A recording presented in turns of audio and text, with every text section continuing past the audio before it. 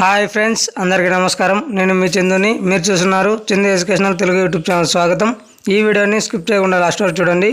ఈ వీడియో మీకు నచ్చినట్లయితే ఒక లైక్ చేసి కింద సబ్స్క్రైబ్ బటన్ సబ్స్క్రైబ్ చేసుకొని దాని పక్కన బెల్ ఐకాన్ని ఆల్ నోటిఫికేషన్ యాక్టివేట్ చేయండి.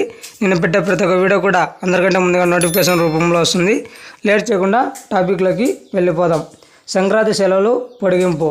ఆంధ్రప్రదేశ్, ఏపీలోని సంక్రాంతి సెలవులను మరో 3 రోజులు పొడిగించారు.